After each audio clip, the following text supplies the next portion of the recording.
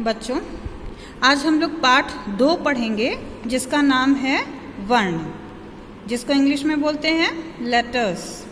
इन चित्रों को ध्यान से देखिए और उनके नीचे लिखे शब्दों को पढ़िए। पहला लिखा है बकरा, मेज, जूता। अब समझिए, बकरा किन अक्षरों से मिलकर बना है? ब, अ, क, अ, र, आ। क्या बन गया? बकरा। मेज, म, ए, ज, अ, मेज। जूता, ज, उ, त, आ अर्थात जूता। उपर्युक्त सभी शब्द कुछ सार्थक अर्थात जिनका कुछ न कुछ अर्थ हो, ऐसी ध्वनियों के मेल से बने हैं। मेल से यानी मिलने से बने हैं। इन ध्वनियों के और टुकड़े नहीं किए जा सकते। ये ध्वनियाँ अपने आप में छोटी हैं, इसलिए इनके टुकड़े नहीं हो सकते। ये सब मूल ध्वनियाँ हैं। परिभाषा अब इसकी देख लेते हैं। जिस मूल ध्वनि के टुकड़े ना किए जा सकें उसे वर्ण कहते हैं। विशेष क्या है इसमें कि भाषा वर्णों अर्थात अक्षरों से बनती है। प्रत्येक भाषा में अनेक वर्ण होते हैं। किसी भाषा के समस्त यानी सभी वर्णों के क्रमबद्ध समूह यानी क्रम से जो लिखे होते हैं, ऐसा समूह को वर्णमाला कहते हैं। वर्णमाला में कुछ वर्ण स्वर तथा कुछ वर्ण व्यंजन कहलाते हैं। अब हम हिंदी वर्णमाला का अध्ययन करेंगे। वर्णमाला, तो देखिए बच्चों, वर्णमाला में कौन कौन से वर्ण हैं? छोटा अ, बड़ा आ, छोटी ई, बड़ी ई, छोटा ऊ, बड़ा ऊ, री, ए, ऐ, ओ, औ, अं, अः। क, ख, ग, घ, अंग, च, छ, ज, झ, इय, ट, ठ, ड, ढ, अड़, त, थ, द, ध, न, प, फ, ब, भ, म, य, र, ल, व, श, षटकोण वाला श, स, ह, क्ष, त्र, ज्ञ, श्र, ळ, अढ़। अब हम देखते हैं वर्णों के प्रकार। वर्ण 2 प्रकार के होते हैं, स्वर और व्यंजन। स्वर कौन से होते हैं?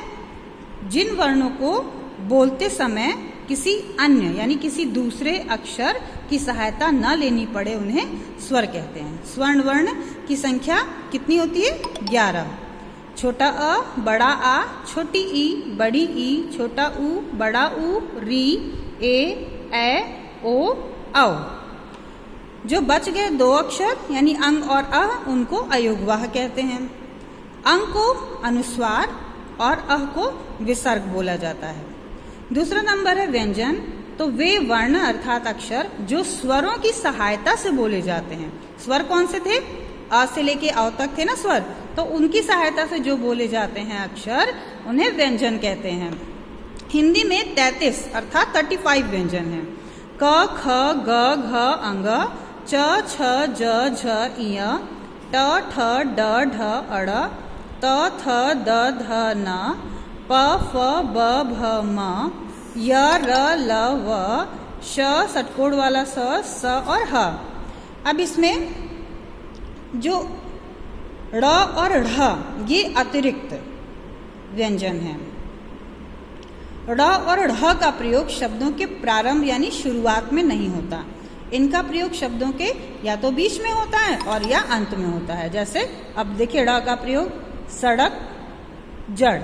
सड़क में बीच में हुआ है और जड़ में अंत में हुआ है।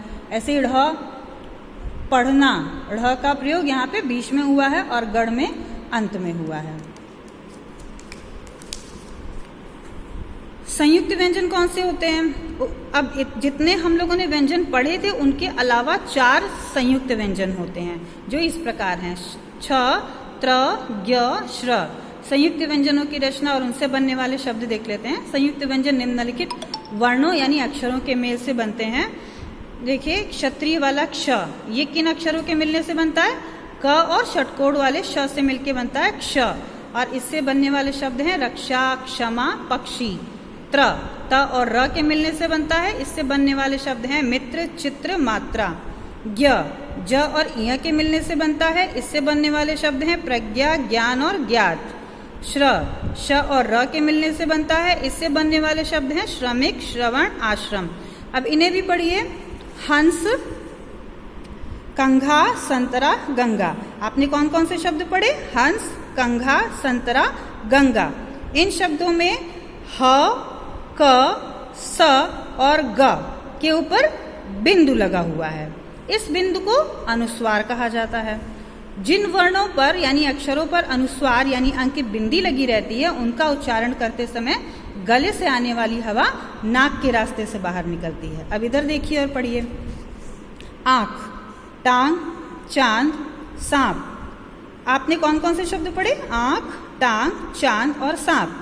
उपरयुक्त सभी शब्दों में चंद्र बिंदु, ये जो होता है मात्रा, का प्रयोग हुआ है और चंद्र बिंदु को अनुनासिक भी कहा जाता है।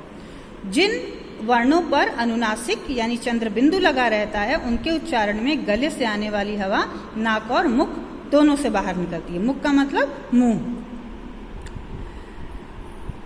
अब इधर देखिए और पढ़िए। प्रातः, शनैः शनैः, क्रमशः। इन चित्रों के जो ये चित्र बने हुए हैं, इनके नीचे दिए गए ये जो शब्द हैं, इन शब्दों के अंत में देखिए, इधर देखिए, अंत में, तीनों के अंत में विसर्ग, ये जो दो बिंदु होते हैं इनको विसर्ग बोलते हैं, ये लगा हुआ है। और विसर्ग का जो उच्चारण होता है वो ह की तरह होता है। जैसे प्रातः, शनैः शनैः, क्रमशः। थैंक यू बच्चों।